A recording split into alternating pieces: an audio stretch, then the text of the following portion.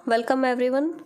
Maxima और minima के applications में जो आज हम क्वेश्चन सॉल्व करेंगे वो है कि सिद्ध कीजिए कि किसी वृत्त में अधिकतम जो आयत खींचा जा सकता है वह वर्ग होता है। तो ये हमको सिद्ध करना है कि पहले हम एक वृत्त बनाएंगे और उस वृत्त में जो अधिकतम जो आयत बन सकता है उसके अंदर वो उस आयत को हमको वर्ग सिद्ध करना है।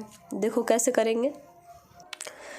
तो ये कोई वृत्त है जिसका ये केंद्र बिंदु है, इसको हम लिख लेंगे कि माना ये वृत्त है ए त्रिज्या का, कि ये यहाँ से यहाँ तक ये हमने इसके 2 व्यास बना दिए हैं कि, और इसके अंदर हमने एक ये माना कि ये कोई आयत है जिसको हमको वर्ग सिद्ध करना है। तो हमने थोड़ा वर्ग की शेप में ही बनाया है इसको कि मान लिया ये आयत है और हम जानते हैं कि आयत जो होता है उसके जो चारों कोण होते हैं वो होते हैं 90 डिग्री के।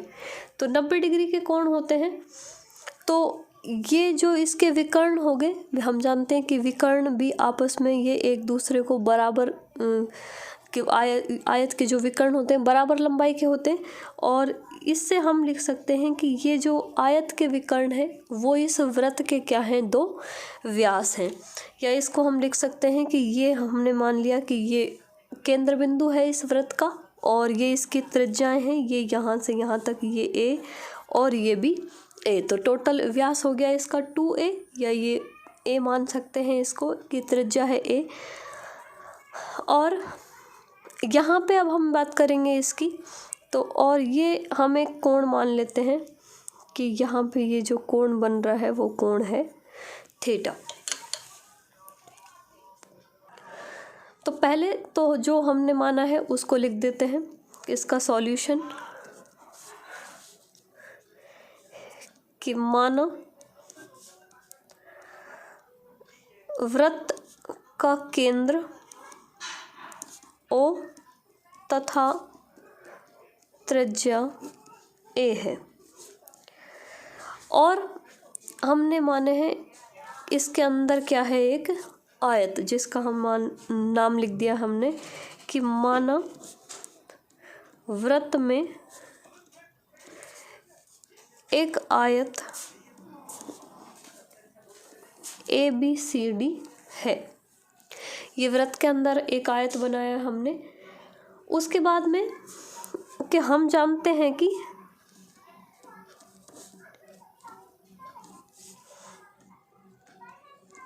आयत का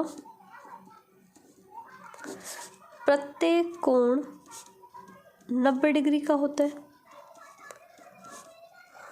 कि ये कोण जो है वो पूरा कोण कितना होता है, 90 डिग्री का।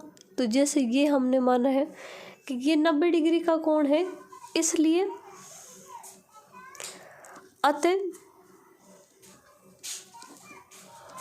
आयत के दोनों कर्ण वृत्त के क्या होंगे, व्यास होंगे, और इस व्यास की लंबाई जो हो गई वो हो गई 2a। अब हमको क्या करना है कि ये अधिकतम क्षेत्रफल का आयत है। अधिकतम क्षेत्रफल का आयत का क्षेत्रफल कैसे निकलता है, आयत की क्षेत्रफल का फॉर्मूला होता है लंबाई गुणा चौड़ाई। तो अब इस आयत में हमको इसके विकर्ण तो पता है कि विकर्ण की लंबाई क्या है 2a, लेकिन हमको इसकी भुजाएं नहीं पता। इसके लिए हमने इसका एंगल माना है कि ये एंगल क्या है, थीटा। तो एंगल थीटा मान लिया। तो ये एक समकोण त्रिभुज है यहाँ से लेके यहाँ तक, और ये इसका कर्ण है 2a।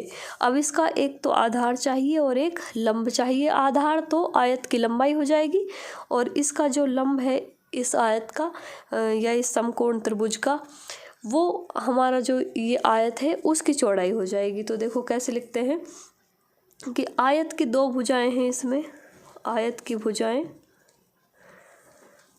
एक भुजा तो है AB यानी कि लंबाई आयत की, और एक भुजा है BC।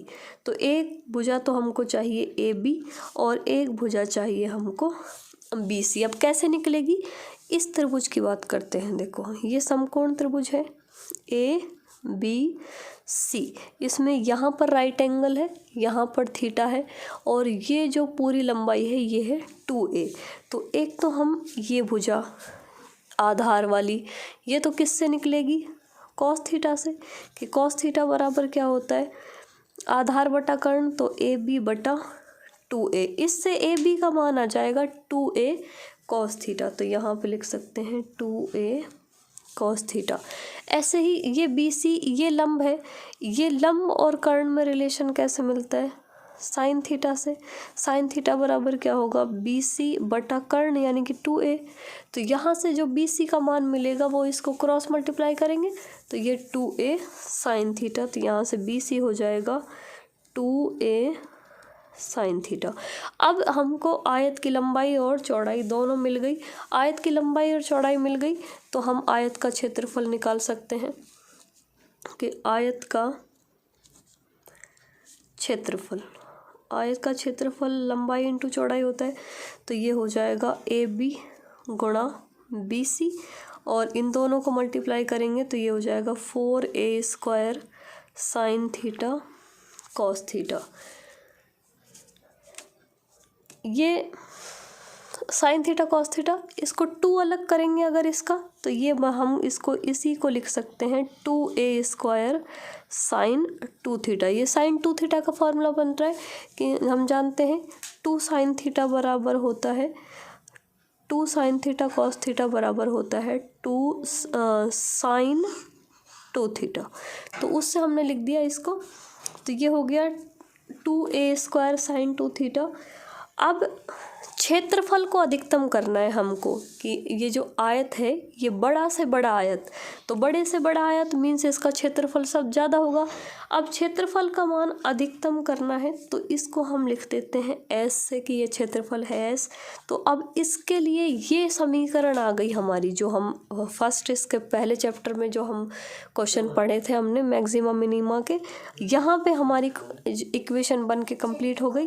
तो पहले हमको फर्स्ट डेरिवेटिव निकालना है, वेरिएबल है थीटा, तो ds/d थीटा बराबर, तो अब यहाँ पे मैक्सिमा मिनिमा निकालने का वही तरीका है कि इसको डिफरेंशिएट करेंगे, तो डिफरेंशिएट हो जाएगा ये 2a² साइन 2 थीटा का डिफरेंशिएशन साइन का होता है cos 2 थीटा और 2 थीटा का हो जाएगा 2, तो ये आ गया 4a² cos 2 थीटा।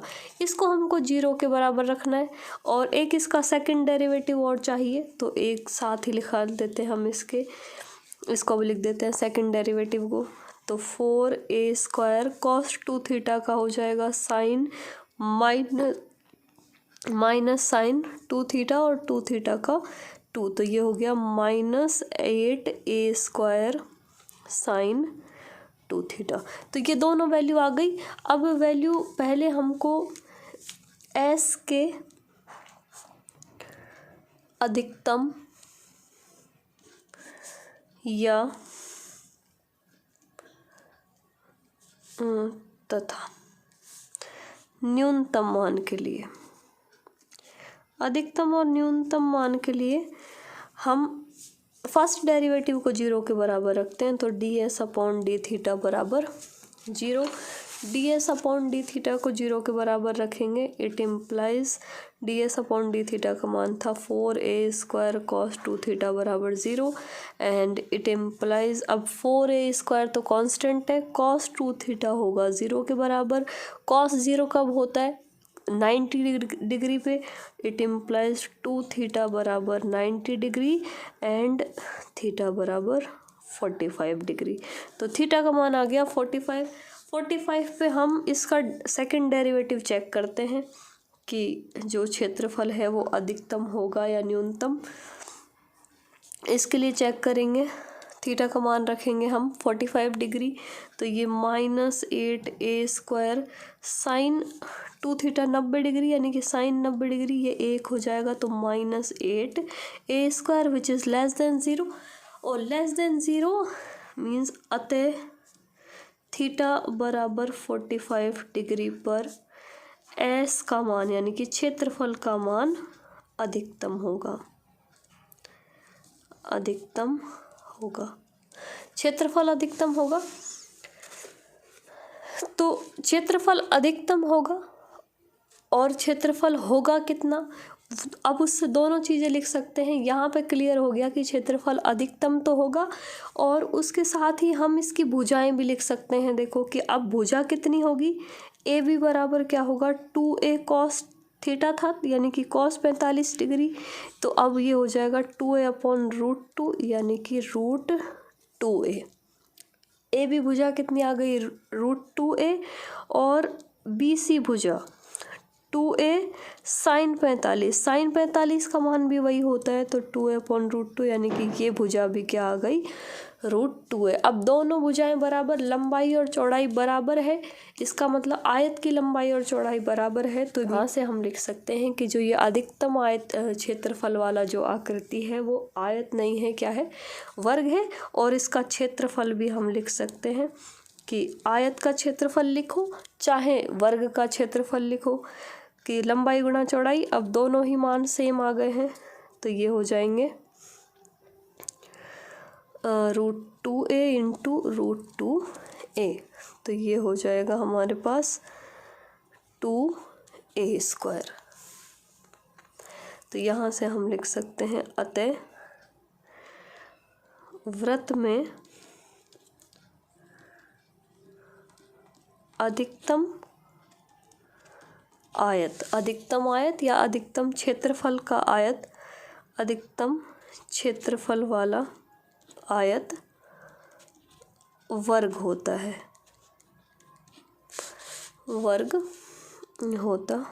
तो ये हमारा क्वेश्चन सॉल्व हो गया पूरा, कि किसी भी वृत्त में जो अधिकतम आयत जो खींचा जा सकता है वो आयत नहीं वर्ग होता है। तो ये फर्स्ट क्वेश्चन हो गया एक। तो इस टाइप से ये जो मैक्सिमा और मिनिमा के एप्लीकेशंस के जो क्वेश्चन हैं उनको हमको पहले लैंग्वेज को सेट करके इक्वेशन बनानी है, जो भी लैंग्वेज दी हुई है उसके थ्रू। और जब इक्वेशन बन जाएगी वो फिर उसके बाद जो मेथड है वही पुराना वाला मेथड है हमारा मैक्सिमा मिनिमा निकालने का, तो उस टाइप से सॉल्व करेंगे। और इसके जो इम्पोर्टेंट क्वेश्चन हैं उनको भी हम सॉल्व करेंगे बाद में। तो मिलते हैं नेक्स्ट वीडियो में। और इसके अलावा अगर आपकी कोई प्रॉब्लम है, कोई क्वेश्चन आपको सॉल्व चाहिए, किसी पर्टिकुलर क्वेश्चन का सॉल्यूशन, तो वो आप कमेंट कर सकते हैं। और वीडियो अच्छी लगे तो लाइक शेयर ज़रूर करें।